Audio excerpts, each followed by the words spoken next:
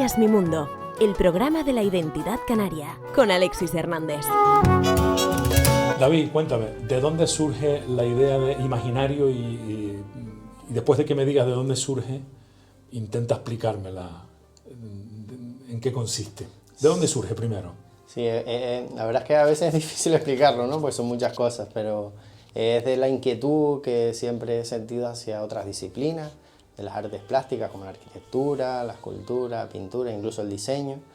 Y bueno, la idea pues surge de crear esos puentes entre estas disciplinas y la lutería, todo ello intentando pues que la función y la intención artística estén presentes, con el objetivo primero de crear instrumentos distintos y segundo también reivindicar el papel creativo de la que tiene la artesanía en la actualidad, que se encuentra excluida de las artes plásticas y que bueno, que está condenada a otro tipo de espacios diferentes al de las artes. Entonces toda esta mezcla y amalgama han creado el imaginario, ¿no? Como muestra de que es posible y se puede hacer. Y sobre todo con la idea de acercarnos no tanto al porqué, sino al por qué no. ¿En qué momento tienes la sensación de que lo artesano, el oficio, se convierte en algo artístico? Sobre todo cuando tienes libertad de expresión, es decir, cuando estás creando una pieza no tienes el hándicap, digamos, que está asociado a los productos más artesanos, ¿no? Entonces esa libertad hace que tú te acerques a ese mundo de expandido del arte, ¿no? Entonces ya pues puedes crear a través de la forma, de las texturas, de los colores, incluso usar otros recursos expresivos que normalmente no se encuentran en la artesanía, como por ejemplo la luz, uno de los materiales de construcción más sólidos del mundo y más resistentes. Entonces siento eso cuando yo puedo trasladar todos esos recursos de otras disciplinas a la lutería, y todo ello con el reto añadido de que tiene que tener una función práctica, porque al fin y al cabo los instrumentos deben funcionar, deben de afinar, deben de sonar, incluso deben de aportar nuevas posibilidades, y el reto es ese, ¿no? Y justo en ese momento exacto en el que yo puedo combinar todos esos recursos que tienen los artistas, es cuando siento que el artesano ya no rompe, digamos, los límites entre la artesanía y las artes plásticas. ¿Cuál fue la primera vez que te planteaste eso? ¿A raíz de algo? Fue a raíz de un documental que vi de Polanski, que le hizo a Frank Gehry, un arquitecto muy famoso, en el que hablaba de esta forma de que los objetos pueden ir un poco más allá y acercarse más a la forma expresiva desde la función práctica. Y después descubrí, pues, a través de este documental, el Guggenheim de Bilbao. Y ya ahí yo creo que fue el motor que lo inició todo, porque vi que realmente una función práctica no tiene que estar delimitada con la expresión plástica. Pero sin embargo tú empezaste a experimentar con materiales, no exactamente con diseño. Bueno, un poco de la mano, ¿no? Siempre ibas buscando tu sello particular, aunque avanzaste mucho más rápido con los materiales. Me imagino que es mucho más sencillo también, ¿no? Sí, de hecho la aportación de nuevos materiales fue una consecuencia de intentar llevar más allá pues la lutería, ¿no? Porque la madera tiene un límite estructural, y bueno, para transgredir esos límites es necesario crear soportes nuevos y soportes que acompañen a la madera y permitan crear todas esas formas y funciones que intento dar a través de estas formas que creo y de estos diseños, que parecen aleatorios pero están basados casi al 100% en la ergonomía y en la función práctica, sin restar esa expresividad que me permite pues jugar con las formas, con las líneas, con los materiales, con las texturas, con los colores, incluso con las sensaciones al tacto, ¿no? Los instrumentos, a diferencia del arte, tienen esa parte que se pueden tocar, se pueden oler, incluso en el caso de los instrumentos, una de las virtudes también es que generan música. Entonces, incluso un valor más añadido a lo que puede ser cualquier tipo de obra de arte. De tus experimentaciones con materiales, al final, ¿a qué conclusiones llegaste? Sobre barnices hiciste una publicación única hasta ahora, que yo sepa, y con muchísimas conclusiones interesantes. Me imagino que pensando en hacer que la lutería avance un poquito más. Estamos hablando de hace unos años atrás, pero me imagino que de aquel entonces algunas conclusiones te sirven hoy día, ¿no? Para, no sé, seguir trabajando en otra línea o... Sí, al final toda esta experimentación se desemboca en muchas respuestas y hay respuestas que te ayudan a crear unas conclusiones que después se aplican a la lutería más tradicional, ¿no? Por ejemplo, en el caso de los materiales compuestos, como la que he investigado, fibra de carbono, Nomex, Kevlar, ahora forman parte del taller en reparaciones complicadas, en estructuras que permiten soportar un peso o tracciones de gran envergadura con pesos muy ligeros, bueno, y un largo etcétera. Todas estas investigaciones lo que hacen es aportar y añadir cosas a la lutería y permitir transgredir los límites sin perder ni un ápice de funcionalidad ni de expresión artística. Esas son las conclusiones a las que he llegado. Y aparte, creo que si existe un material nuevo o sale alguna novedad que veo, deberíamos estar obligados por lo menos a probarlo, porque sí que es cierto que después se descartan muchas cosas, pero las que permanecen te permiten incorporar a tu bagaje muchas más herramientas que al final van a revertir en los propios instrumentos. En cuanto a la madera, ¿en qué lugar se ha quedado? Sigue siendo la principal materia prima, ¿no? Sí, la madera es el soporte por excelencia. Lo que sí que es cierto que en este trabajo, en el imaginario, yo lo que hago es investigar y estudiar cuáles son las posibilidades, porque la madera no tiene, para mí, desde mi punto de vista, no solo tiene una capacidad acústica, que ya está demostrada a lo largo de décadas, sino que también tiene muchas más propiedades. La madera tiene textura, tiene color, tiene forma, incluso podemos... aunque no sean materiales nuevos, podemos transformarla con el conocimiento. Podemos hacerle acabados distintos, conseguir texturas diferentes. Tenemos a nuestra mano una gran gama de acabados, resinas naturales, etcétera, que permiten también, al igual que un artista o un pintor que crea sus propios pigmentos, pues crear distintos recursos expresivos. Y en ese sentido sigue siendo y será, por supuesto, la protagonista. De hecho, yo creo que todos los elementos que se incorporan, bueno, en el imaginario están, lo que tratan es de complementar a la madera, nunca sustituirla. Okay. ¿Te has empeñado en tener una identidad personal, un sello personal, una firma personal, evidentemente, en cada una de tus creaciones? Yo diría que prácticamente desde el principio, ¿no? De ahí que ahora estemos en la inminente creación de ese imaginario, ¿no? ¿Cuánto tuviste claro que el diseño jugaba un papel importante en lo que tú hacías? ¿Es más una cuestión de sentirte artista, de sentirte creativo, más allá de la profesión, necesidad de crear? ¿Por qué te llama la atención todo lo que tiene que ver con el diseño y de ahí buscar la conexión con otras disciplinas? Pues el diseño fue, como se dice el dicho, que por la necesidad, ¿no? La necesidad agudiza el ingenio. Hubo un momento en mi carrera de luthier que, bueno, estuve a punto de abandonar el oficio porque realmente no conseguía sacar ese producto ni llevarlo a buen término, ¿no? Entonces, a través de un curso, descubrí el diseño de producto. Y durante unos meses, estuvimos bastantes meses trabajando con un estudio 8 Díaz y Llano, y a través de ahí vi que era una herramienta muy poderosa y sobre todo me di cuenta de todo lo que estaba haciendo mal.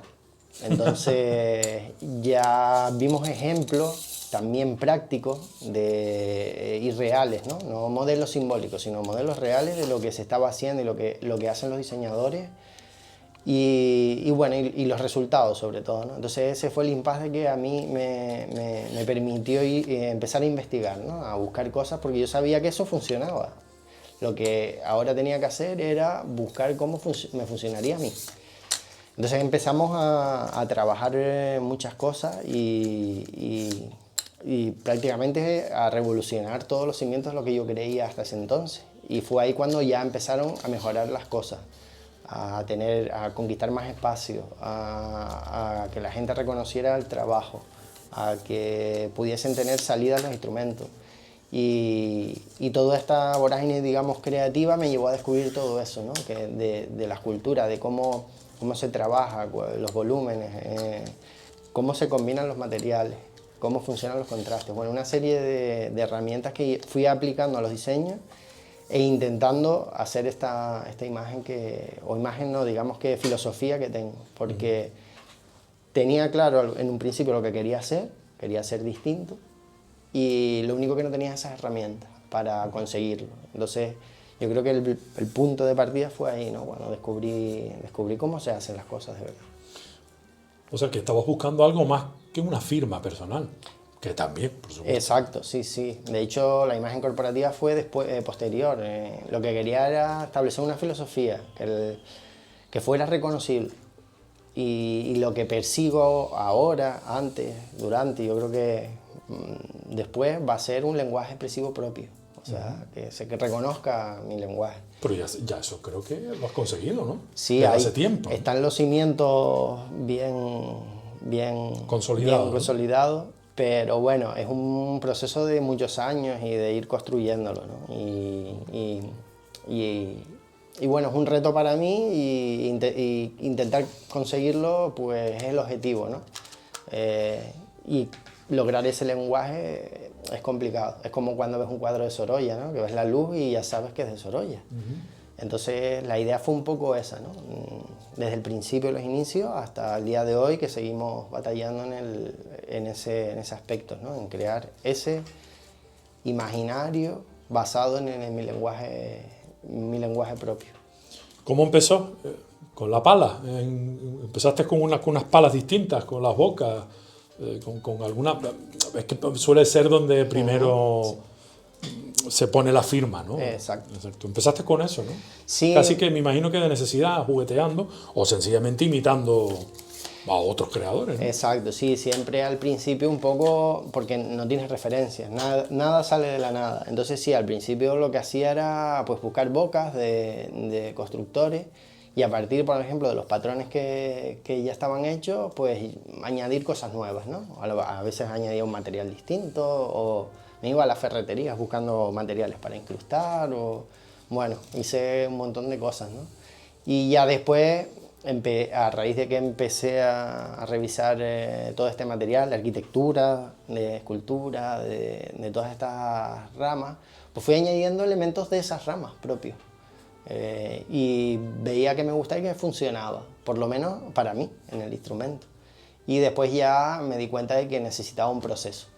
Y ya ahí es cuando empieza mi proceso creativo, que es muy particular. Yo no soy un luthier al uso, yo no empiezo a trabajar la madera. Empiezo bocetando, empiezo dibujando, después hay que maquetar. Mi proceso es como una amalgama de muchos procedimientos de las distintas disciplinas, porque veo que me funcionan y que permiten crear esos instrumentos. Entonces hay que bocetar, hay que maquetar, hacer un prototipo y después ya se pasa a la madera. Y una vez que está en la madera, pues ya sí que seguimos el proceso de fabricación normal del luthier. Hay instrumentos que has hecho para que no sean tocados, aunque se pueden tocar, ¿no?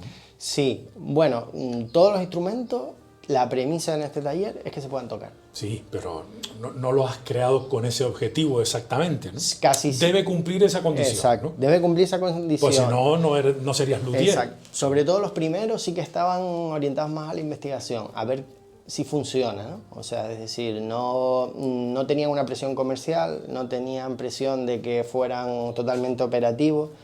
Esa parte de instrumentos sí, y gracias a ese estudio ahora sí que todo el diseño, o sea, todo lo que sale de aquí incluso procuro dar más posibilidades técnicas.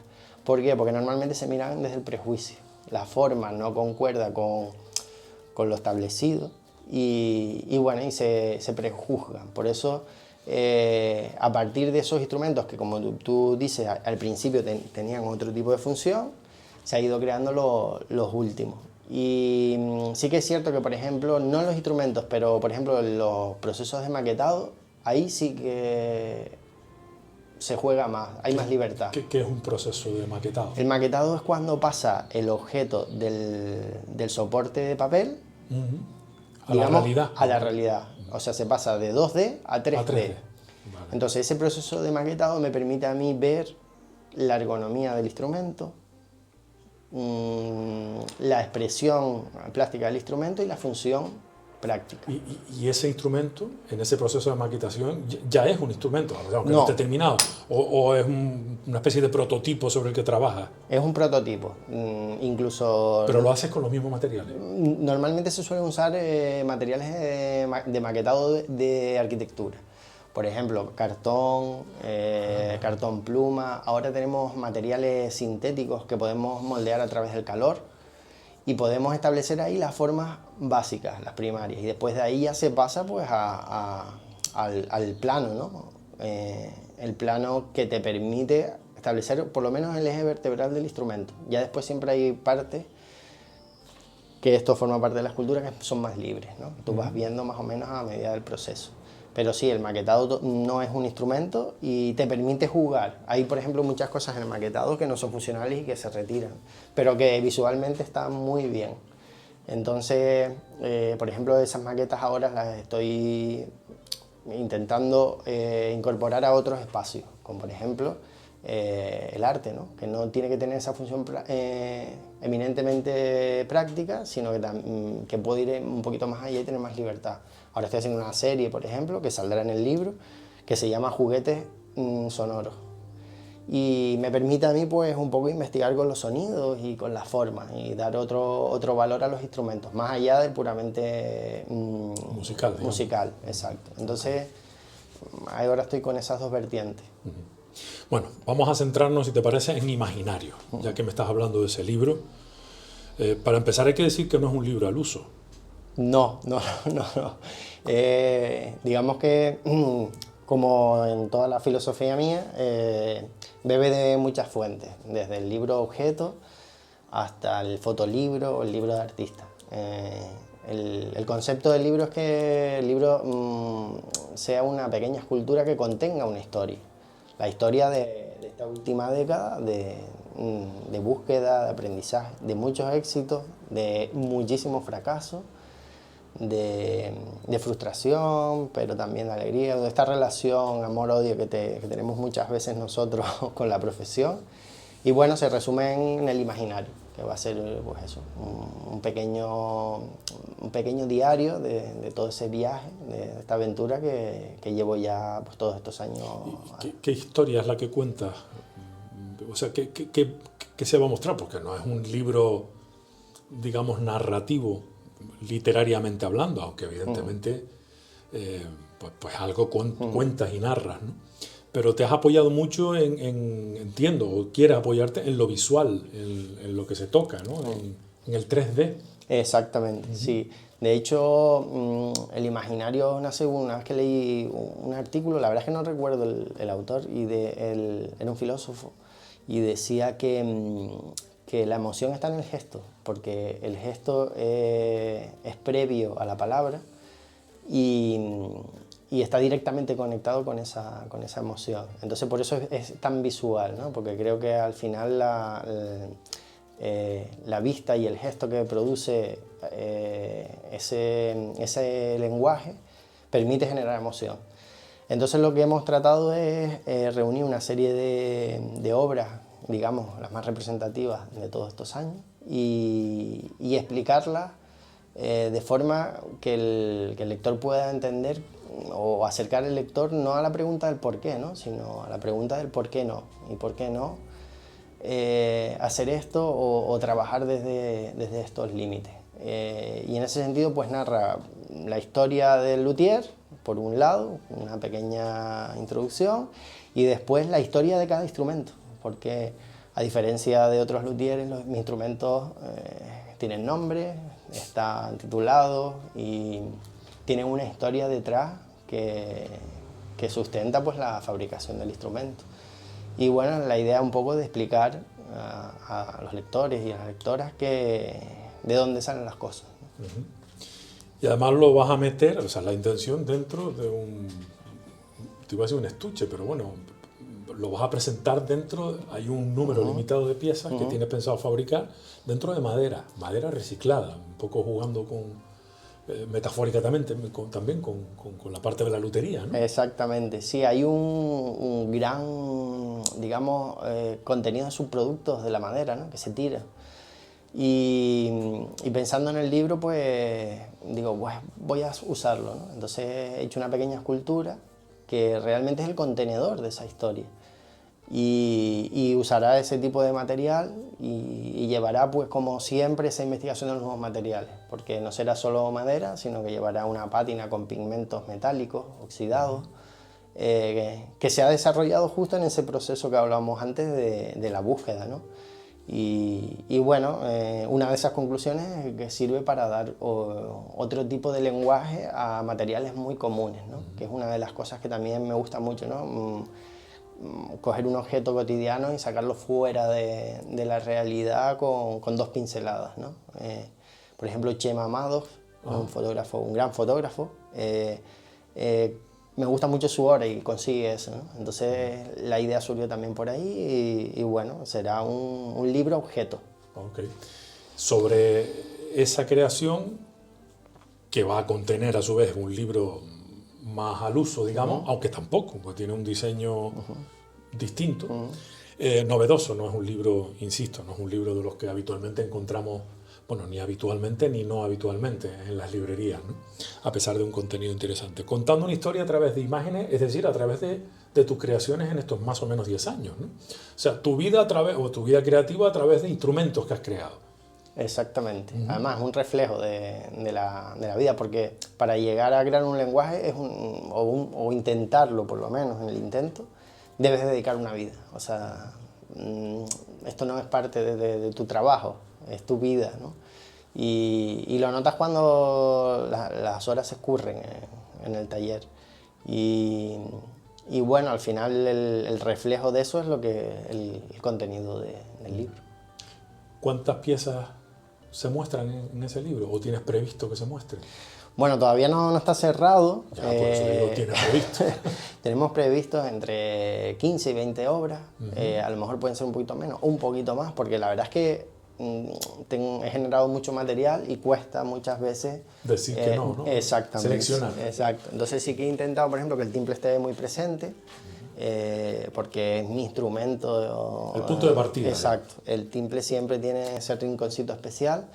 Y bueno, acoger todo lo que he trabajado, desde el timple de fibra de carbono, por ejemplo, a los timples de madera mixtos, hasta un timple de lino y papel que fabriqué, que lo tiene Benito Cabrera, por cierto, así que está demostrado que funciona.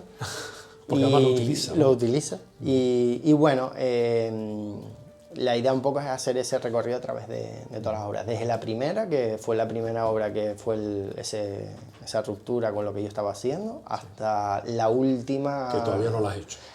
Que está en proceso y falta terminarlo. Quería comentarte, a colación de lo que comentas de Benito, ¿todas esas creaciones están en manos de músicos o la gran mayoría las conservas tú porque en principio no fueron concebidas para que fuera para un músico que lo utilizara? Pues sí, la verdad es que sí, están en uso y aparte me he esforzado mucho en que estén en uso porque las cosas no solo hay que demostrarlas, sino que la sociedad vea que están en funcionamiento. Benito Cabrera toca ese tipo de instrumentos, después muchos tocadores, están en el espectáculo Pieles, también en el último que sacaron de la compañía Laboratorio Escénico. O sea, que no son tuyas, ¿no? No, desafortunadamente no. La verdad, bueno, las has vendido, digo yo. Sí, se han vendido. Lo que pasa es que hay una cosa que no debo hacer, pero que siempre me pasa, que me cuesta mucho desprenderme de estas obras, porque Son obras que únicas para única empezar. y tarda, es un periodo muy largo de fabricación. Hay obras que estoy con 8 o 9 meses trabajando en ellas. Okay. Y sí, cuando se las llevan me da un poquito de apuro. También hay obras fuera, por ejemplo en Chicago hay una guitarra con este concepto, Francia también tiene algo, Chile, y se ha ido, la verdad es que extendiendo, y después también con músicos particulares que han apostado por ese concepto y ese formato, porque es difícil, yo entiendo que la forma choca y que lleva tiempo, ¿no? Pero sí, tengo la suerte de que estén en uso y que estén funcionando, porque ese es el reto, ¿no? No solo crearla, sino cuando ya pasan 2 o 3 años de funcionamiento y dicen, no, funciona. Oye, te voy a hacer una pregunta trampa que estoy seguro de que no me vas a responder, pero ¿están todos esos músicos a la altura de tus creaciones? ¿Se han esforzado ellos tanto en tocar de la misma manera que tú te has esforzado en crearlo? Bueno, a mí me basta con que sientan distinto, porque un instrumento diferente, yo siempre he creído que te hace sentir y pensar de forma distinta, y desde ahí seguramente que la música también, por ende, tiene que ser distinta. ¿Alguien que se habrá inspirado en tu instrumento para hacer...? Bueno, Benito es muy de eso, por ejemplo, sin ir más lejos, ¿no? Efectivamente, o simplemente que cuando se toquen produzcan algo en el observador. Okay.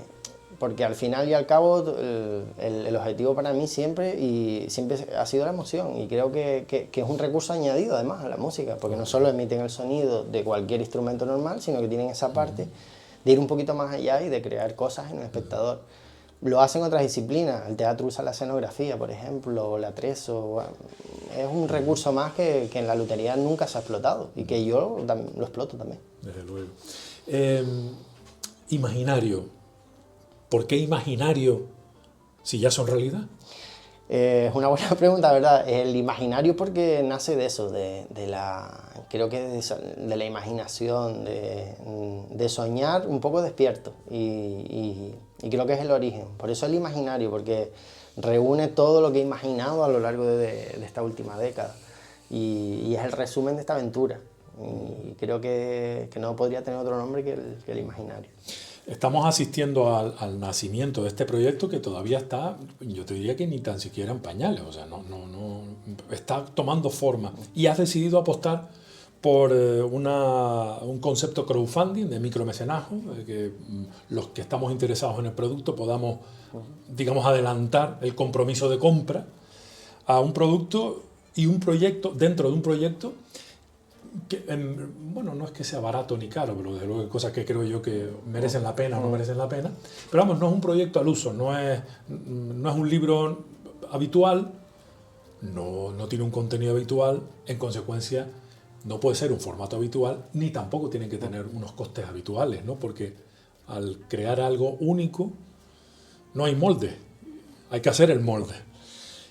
Sin embargo, tienes plena confianza en tu propia red cercana, ¿no? De contacto, músicos, amigos, evidentemente más allá de la familia y de los cercanos. Y has apostado por el crowdfunding porque entiendo que también hay cierta demanda por parte de tu público, ¿no? ¿O esto se te ocurrió exclusivamente a ti?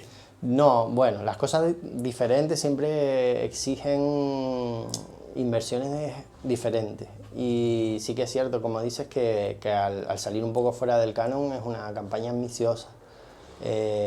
Ambiciosa en el sentido de intentar hacer cosas diferentes. Y por primera vez. Y por primera vez. Que es lo que encarece todo, ¿no? Exacto, es que El Imaginario es un libro de lutería que no va de lutería. Y bueno, está orientado a todo el público en general. Normalmente los libros de lutería son más técnicos y están orientados a los luthieres, ¿no? Claro, cómo se hace esto, cómo se arregla aquello y la técnica de no sé qué, pero en este caso no. En este caso no, va un poquito más allá e intenta romper un poco con esa línea y crear un producto nuevo. Sí que es cierto que muchos clientes cuando ven los instrumentos me dicen, pero no hay fotos de esto, pero yo no me puedo llevar un catálogo de esto. Y claro, para mí hacer un catálogo es básicamente imposible porque no hay dos piezas iguales. Y aparte de que es un dineral para hacer una cosa bien hecha, ¿no? Exactamente. Entonces lo que he hecho pues, es crear este imaginario. ¿Por qué? Porque es un resumen de todo lo que he hecho. Y bueno, lo que hemos intentado es apostar por la calidad. Calidad en la maquetación, calidad en los materiales, calidad en el concepto, que añade ilustraciones, es decir... Cuando dices ilustraciones, hablas de ilustraciones, no de fotografía, material... Exacto, sí, por ejemplo, de las dos cosas. La portada es una ilustración. Vale. No es la típica portada con elementos de los instrumentos, es decir, no se ve un puente, no hay una boca armónica, no hay un clavijero, no hay una foto de un instrumento. Es una ilustración de Maite Durán, que es la que lleva la parte de la maquetación y la edición, porque eso es otra cosa. Eso no te has encargado tú, claro. No, he querido reunir a los profesionales de cada...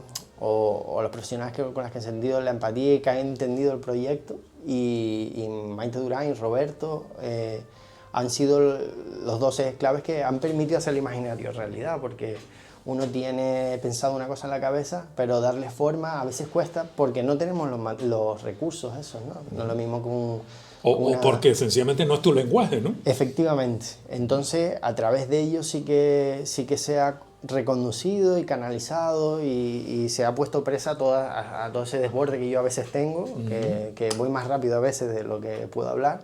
Y bueno, ellos todos han sido los que han puesto ese cauce. Y claro, todo eso genera un gasto que yo no pude asumir. Por eso la campaña de crowdfunding. Para ver si entre todos, tanto los que me han comentado si iba a salir algo, como los que me siguen en el trabajo y les gusta, pues se ha materializado en esa campaña que intentaremos sacar y apostar por lo menos por sacar un libro diferente desde Canarias, que es otra cosa complicada. ¿Por qué es complicado desde Canarias? ¿Me estás hablando de la parte burocrática, económica, o me estás hablando de la creatividad? La creatividad no creo que sea, porque creo que Canarias tiene mucho talento. Bueno, pero también hay mucho talento que no termina de curtirse, ¿no? Y que se queda a mitad de camino, porque... Sí, porque es difícil, ¿no? Es complicado y exige mucho compromiso personal. Ser creativo. Ser creativo no es me levanto un día y tengo una idea. Es trabajo, trabajo, trabajo. Y después cuando terminas de trabajar, un poquito más de trabajo. Entonces en ese sentido... O sea que lo del talento es un 1% y el 99% restante es el trabajo diario. Paco de Lucía tenía una frase muy buena que decía 10% de inspiración, 90% de transpiración. Y efectivamente es así. A sudar la gota gorda. Efectivamente. Y desde Canarias, ¿por qué? Porque es más caro importar. Si quieres hacer algo fuera de lo normal, normalmente tienes que recurrir a transporte fuera. Todo eso supone un suplemento muy importante.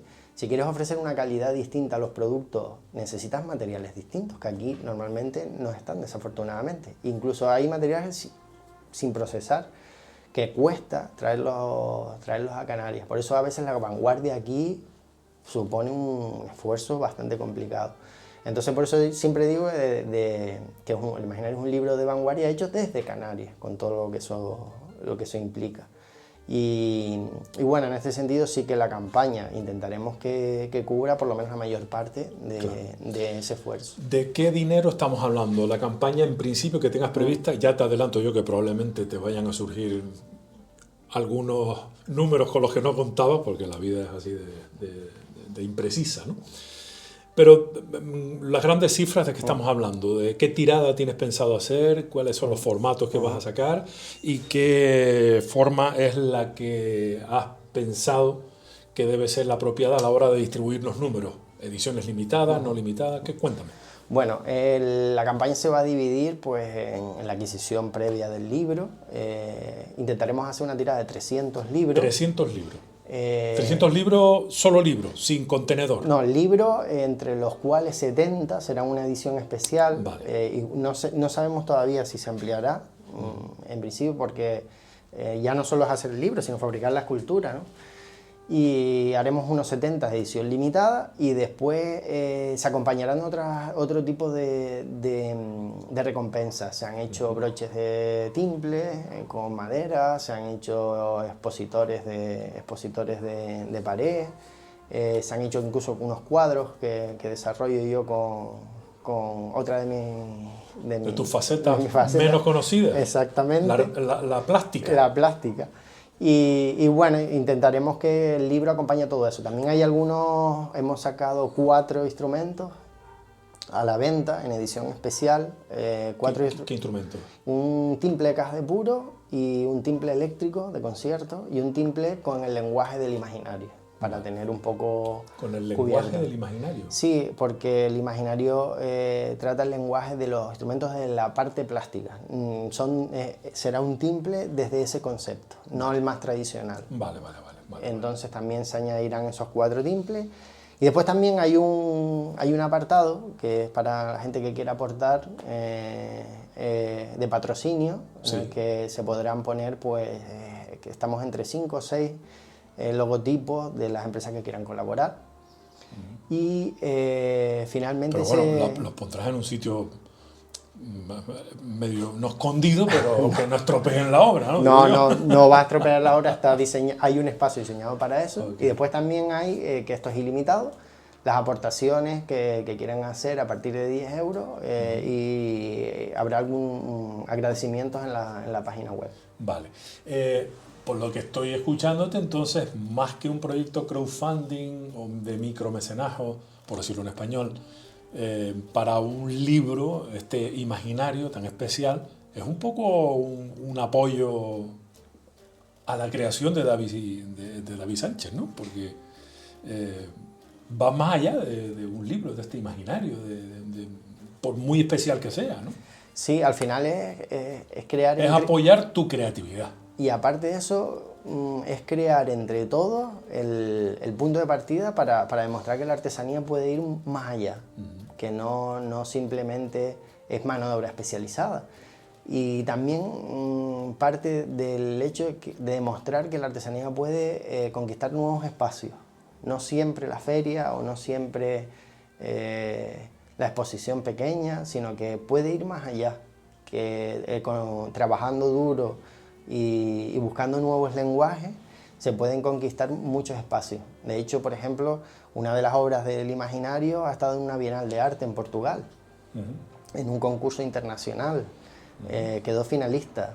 Que era además novedoso desde el punto de vista competitivo, porque nunca un instrumento, entre comillas, musical había competido con otro tipo de obra. Ya no solo el instrumento, sino... el concepto, ¿no? Y ningún artesano había estado en esa bienal. Una bienal con un periodo de historia bastante amplio.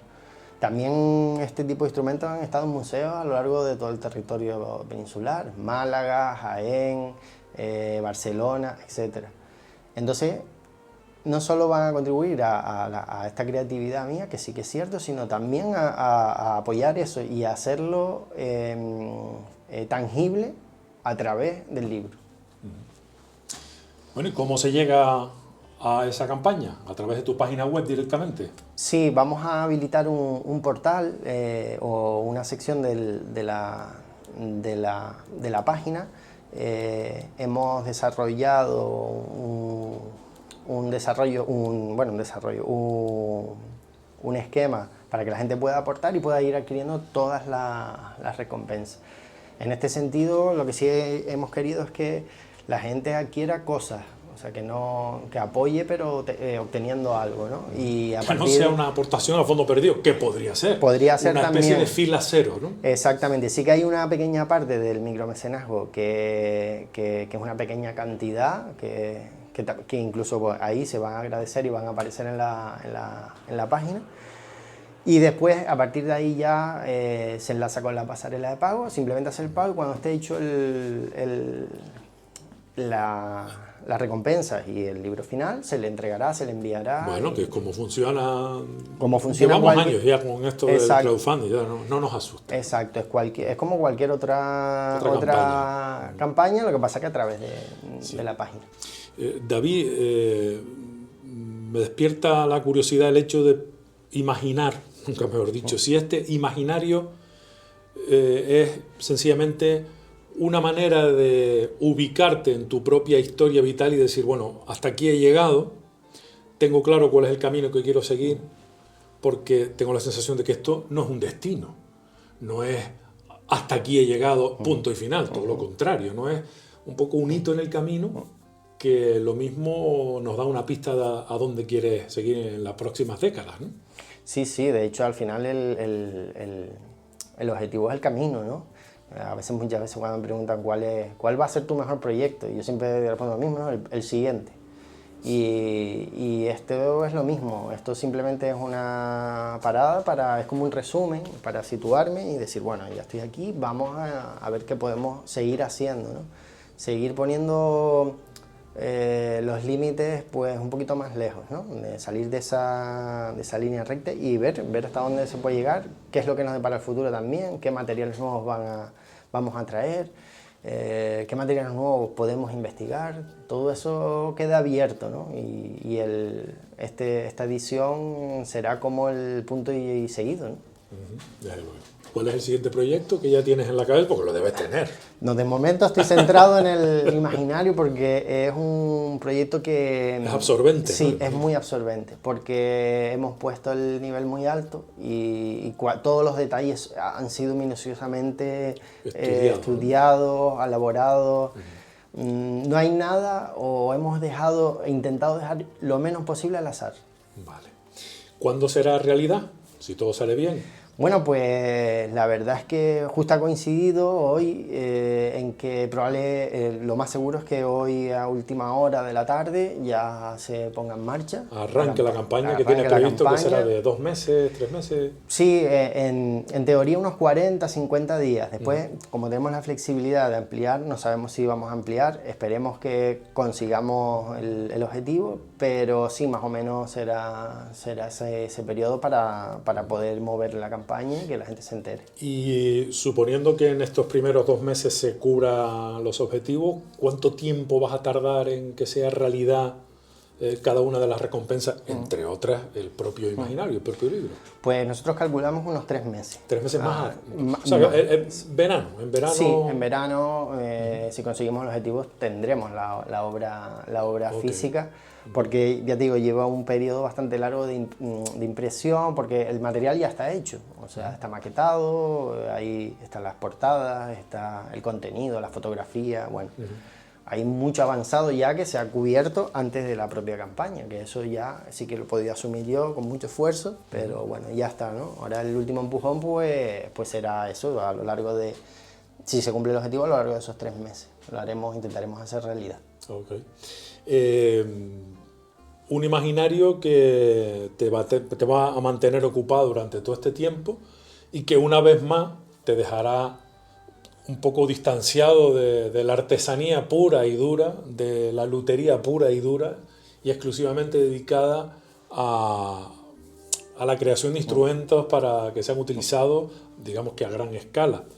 Lo que no vas a dejar a un lado es tu vocación también docente, ¿no? Porque estás impartiendo cursos, enseñando, no sé si es porque eres maestro de escuela o porque eso ya lo lleva intrínsecamente dentro de ti, lo de ser creativo y compartirlo a ver si alguien más se anima, ¿no? Eso sí que lo mantiene vigente, ¿no? Al 100%. Sí, claro, yo creo que cuando estudié la carrera ya me hice maestro, ¿no?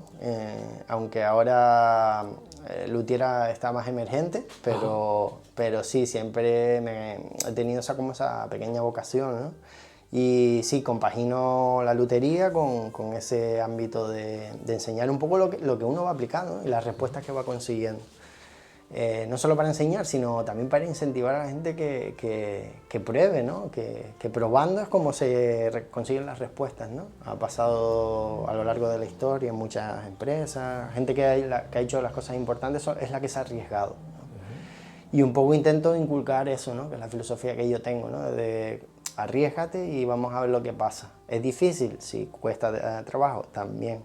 Muchas decepciones también, pero después a lo mejor tienes recompensas que valen la pena y que revierten después en los propios instrumentos, ¿no? Y en la evolución de esos instrumentos, o como por ejemplo el timple, ¿no? Ahora mismo acabo de hacer un timple con hueco de caja armónica. El brazo es una caja que acompaña a la tapa y a los fondos, bueno, a la caja armónica en general. Y he tenido muy buenos resultados. Si no lo hubiera probado, nunca hubiese sabido que eso podría funcionar. Y en la docencia intento Tal vez transmitir eso, ¿no? Exacto, incentivar a más eso. que el contenido en sí, ¿no? Efectivamente. Y sobre todo una cosa que leí, que para mí cambió mi vida, en un libro que se llama El artesano, de Richard Sennett, un filósofo de gran envergadura, Harvard, bueno, con bastante experiencia, y decía que parte de la ausencia de la artesanía, del arte en general, es aprender a convivir con el fracaso. De hecho, en el fracaso es donde están las respuestas, ¿no? Exacto, y él habla del fracaso saludable, ¿no? Claro. Porque la sociedad siempre nos invita a pensar que el fracaso es algo malo, pero no es así. Entonces, parte de la docencia que hago es también cimentar eso, ¿no? Que el fracaso es bueno. Y que no...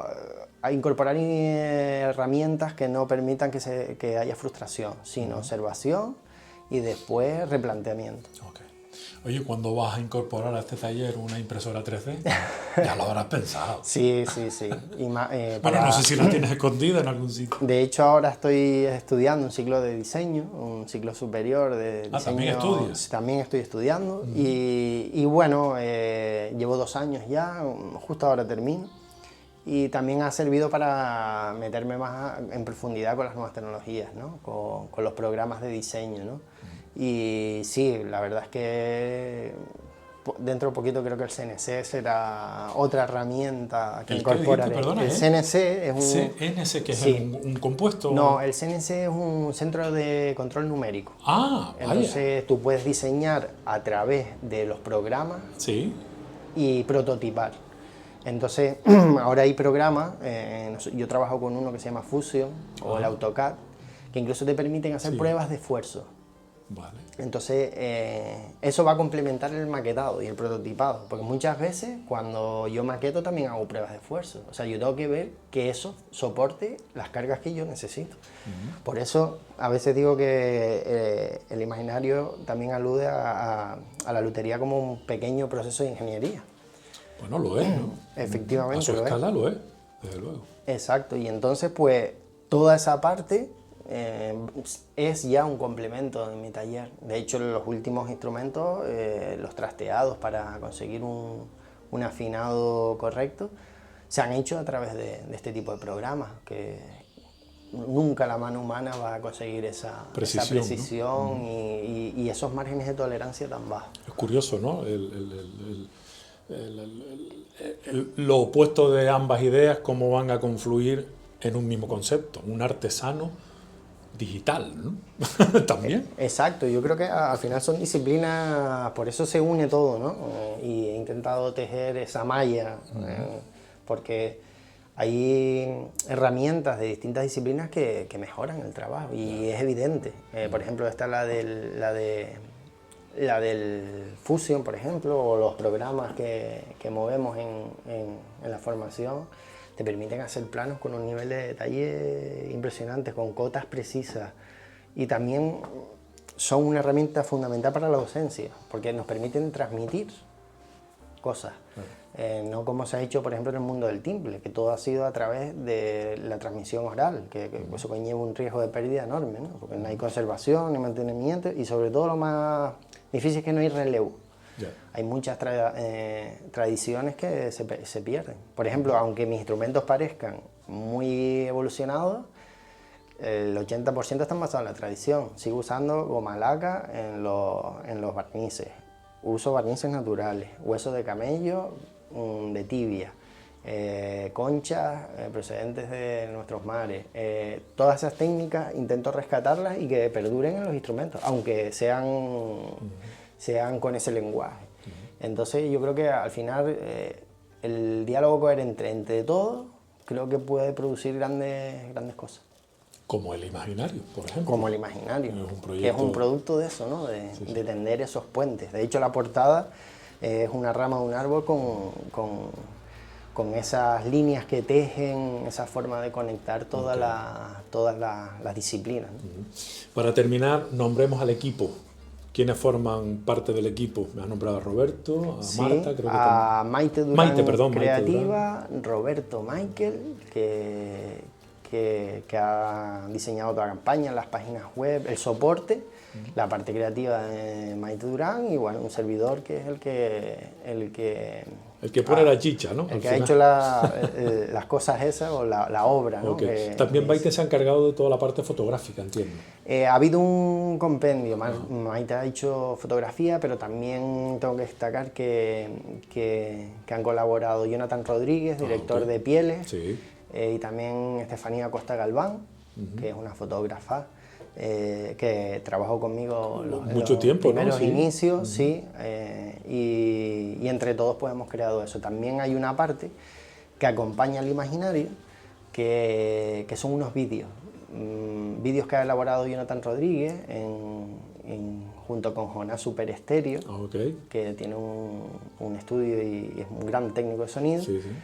Para demostrar un poco que realmente...